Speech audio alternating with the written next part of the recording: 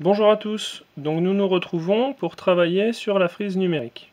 Alors, la frise numérique, vous la connaissez, donc normalement, ce que vous avez devant les yeux ne vous est pas inconnu. Vous savez que sur cette frise, on représente les nombres. Donc ici, je les fais commencer à 0, et puis à chaque fois, je vais avancer de 1. Et chaque petit trait, qui s'appelle un repère, représente le nombre d'après. 0, si je rajoute 1, j'arrive au repère 1. Puis si je rajoute encore 1, j'arrive au repère 2. Et ainsi de suite. Alors le repère 3, je vais tout de suite le mettre en vert, parce qu'il va nous servir à faire un calcul. Donc je vais écrire mon calcul en dessous. Je commence par 3.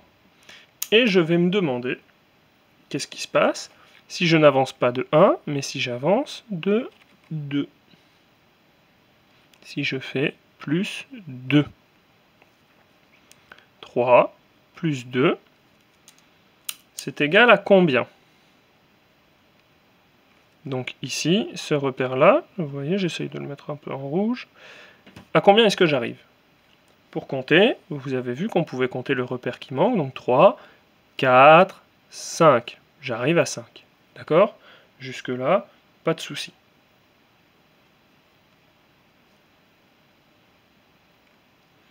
Sauf que le problème, c'est que cette frise, je vous avais dit que ça allait vous servir pour compter dans votre tête.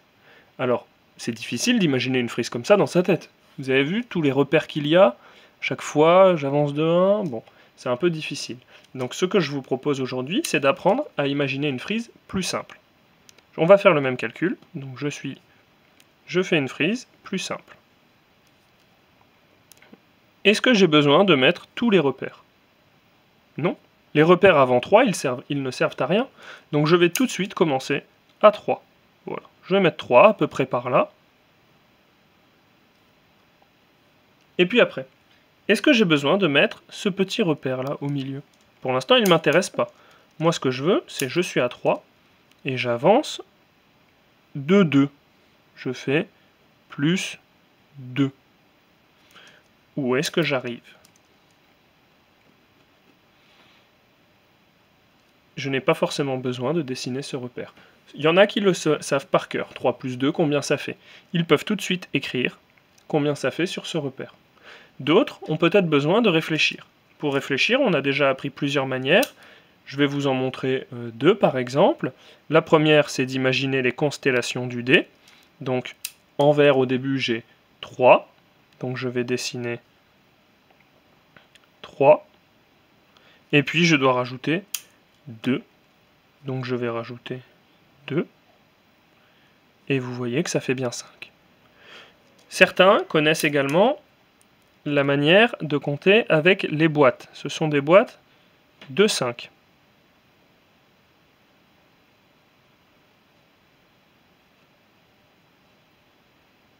D'accord? Dans cette boîte, je sais que quand la boîte est pleine, j'en ai 5. Au début, j'en ai 3.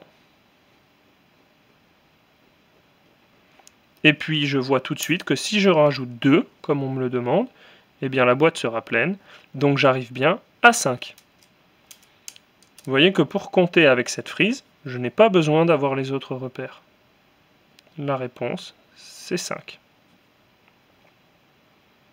D'accord? Alors aujourd'hui, on va s'entraîner justement à utiliser ces frises-là. Plus simple. Je vous propose un autre calcul.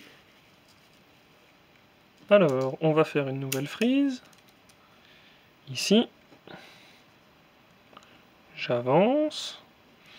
Je vais vous proposer un calcul qui va commencer à 5. Donc vous voyez tout de suite, je fais le repère 5. Je n'ai pas besoin de faire le repère 0, 1, 2, 3, 4. Bon. Et puis alors regardez bien, donc je vais écrire déjà 5. C'est le début de mon calcul. D'accord? Et je vais vous demander de réfléchir. Qu'est-ce qui se passe si j'avance de 3? Où est-ce que j'arrive? J'arrive au repère numéro combien? Égale combien? Certains le savent par cœur. 5, Si je rajoute 3, 5 et encore 3, ça fait... Tous ceux qui ont la réponse, c'est très bien. Les autres, on peut réfléchir ensemble, si vous voulez. 5, je dessine mes constellations. 1, 2, 3, 4, 5. Et puis je rajoute 3. 1, 2, 3. Vous reconnaissez comme ça? Peut-être en faisant la boîte. Donc une boîte un peu plus grande. Vous savez que les boîtes, hop, on peut les coller. Donc là j'ai deux boîtes. La première et la deuxième. Vous voyez, je ne m'applique pas trop, là, j'ai pas besoin de les dessiner très bien. Je sais que dans ma première boîte, j'en ai 5, et donc elles sont vertes, puisque au début j'en ai 5, et puis j'en rajoute 3. 1, 2, 3. Combien est-ce que ça fait? 5 et encore 3. 5 et encore 3. 5 et encore 3. Ceux qui le savent par cœur, vous le saviez dès le début, ça fait 8. Est-ce que j'ai besoin de dessiner les petits repères? Non. Mais je peux le faire pour vérifier si vous voulez. 5. Si j'avance de 1, j'arrive au repère numéro 6. Si j'avance encore de 1, j'arrive au repère numéro 7. Là, pour l'instant, j'ai avancé de 2. Moi, je voulais avancer de 3. Donc si j'avance encore de 1, j'aurais avancé de 3. 1, 2, 3. Et ça fait bien 5, 6, 7, 8. Vous voyez que plus on connaît des résultats par cœur, plus ça va vite. Je n'ai plus besoin de faire comme ça, ni comme ça. Je passe directement par un grand saut. Un autre? Allez, un autre. On va même faire un autre un petit peu différent. On va plus chercher ce qui est en rouge maintenant, on va chercher ce qui est en bleu. Regardez.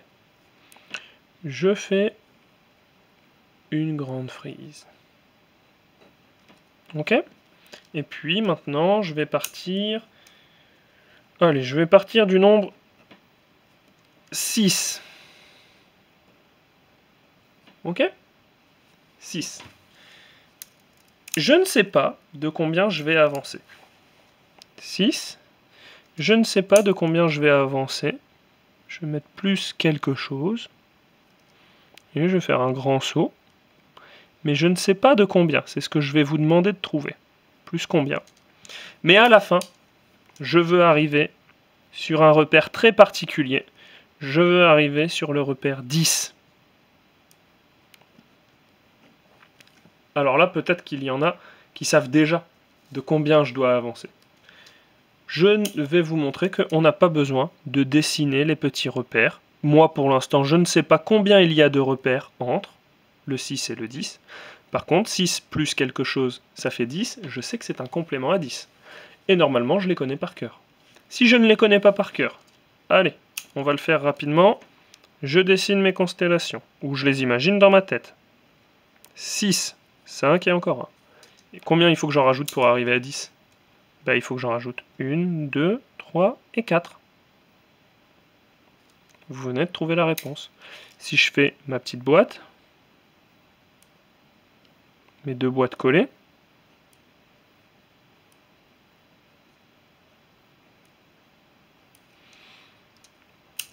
vous savez que j'ai une boîte pleine, plus 1. Combien il reste de cases? 1, 2, 3 et 4.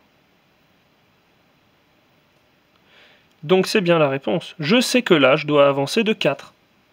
Regardez, hein, on va faire avec les repères. 6. Si j'avance de 1, j'arrive à 7. Si j'avance de 2, j'arrive à 8. Si j'avance de 3, j'arrive à 9. Et si j'avance de 4, enfin j'arrive à 10. Vous voyez, ça marche très bien. Mais est-ce que j'ai eu besoin, pour trouver la réponse et pour m'imaginer la frise, de dessiner les petits repères? Non. Alors, vous voyez que les compléments à 10, c'est très utile. On va en faire un autre. Un dernier. Donc, je dessine ma petite frise.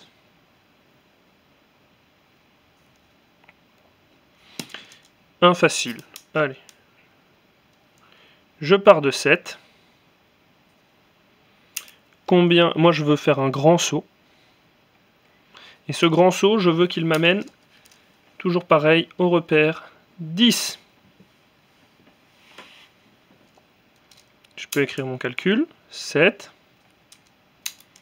plus combien égale 10. De combien est-ce que j'ai sauté? Combien il y a de repères entre?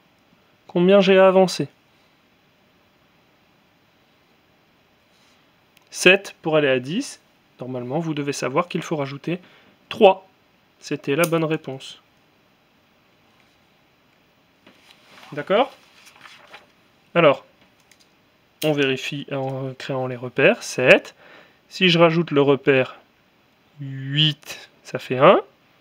Le repère 9, après, ça fait 2. Et après, j'arrive enfin au repère 10, ça fait 3.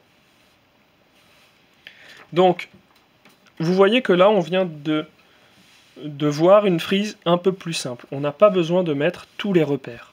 Rappelez-vous, la première frise que vous aviez vue, elle est là. Il y a tous les repères, mais ils ne servent à rien. On peut faire des frises beaucoup plus faciles. Tout cela va nous permettre de faire des calculs plus compliqués la prochaine fois. D'ici là, vous allez pouvoir vous entraîner avec ce type de frise sans les repères, sans tous les repères, dans les exercices, et puis révisez bien vos compléments à 10, c'est très important, d'accord? Et puis entraînez-vous bien, et à la semaine prochaine ou à la prochaine fois. Au revoir.